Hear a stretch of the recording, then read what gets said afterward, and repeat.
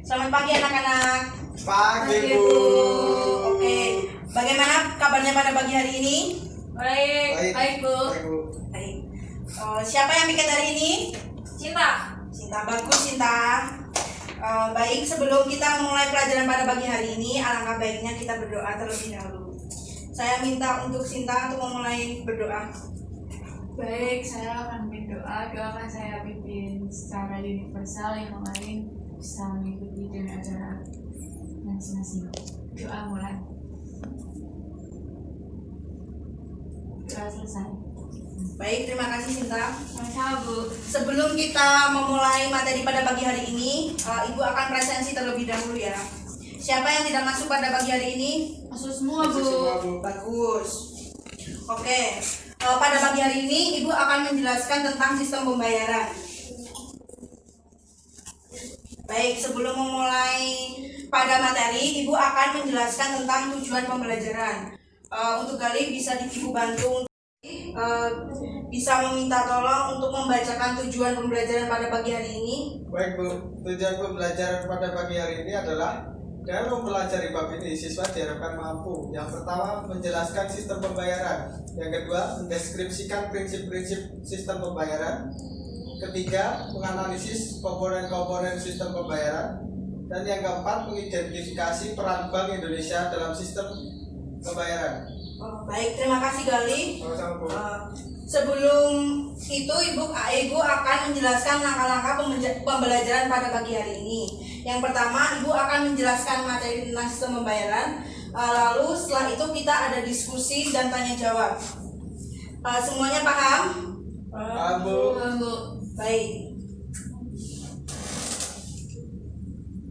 Yang pertama itu mengenai pengertian sistem pembayaran, yaitu sistem yang berkaitan dengan pemindahan sejumlah uang dari pihak satu ke pihak lain. Contohnya itu semisal kalian itu membeli barang di online shop, pasti kalian kan akan mengeluarkan sejumlah uang yang kalian keluarkan untuk membeli suatu barang.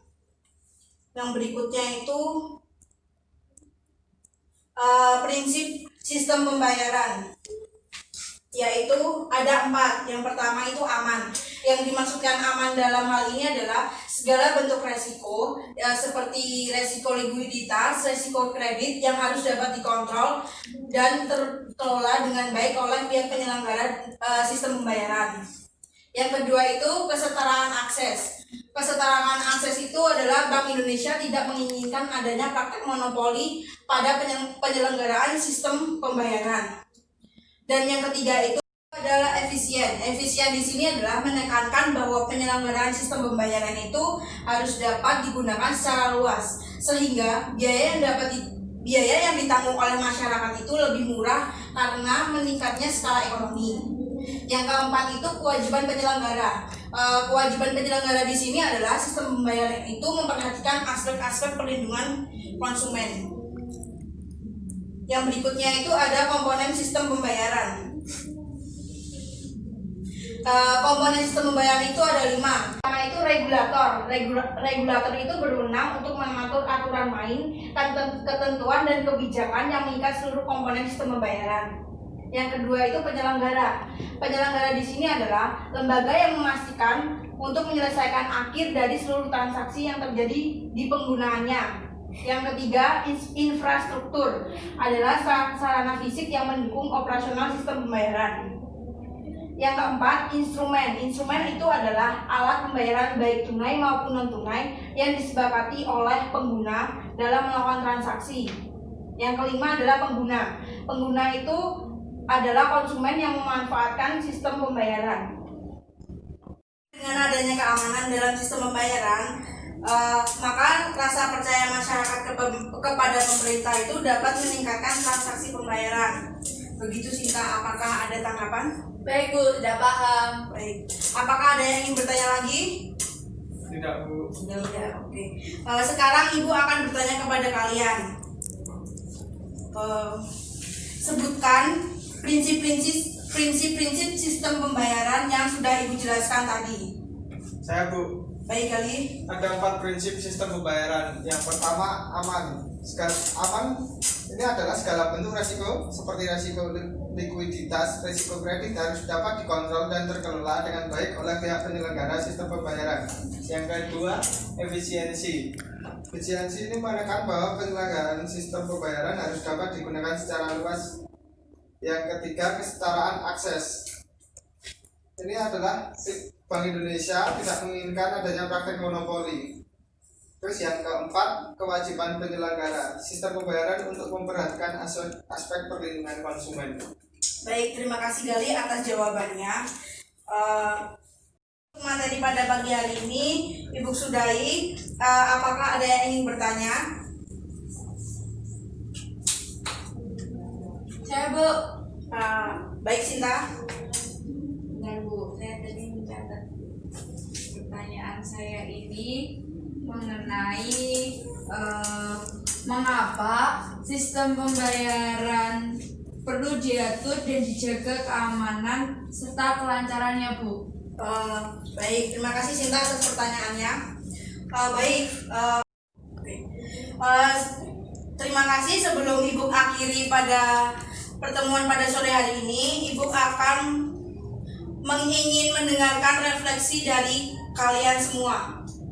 Adakah yang ingin menyampaikan refleksi pada sore hari ini? Menyenangkan Bu. Baik Sinta.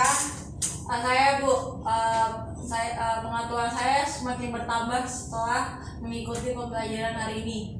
Baik Zalia. Gali? Seru Bu, karena ada sistem pembayaran kita jadi tahu apa itu sistem pembayaran. Baik.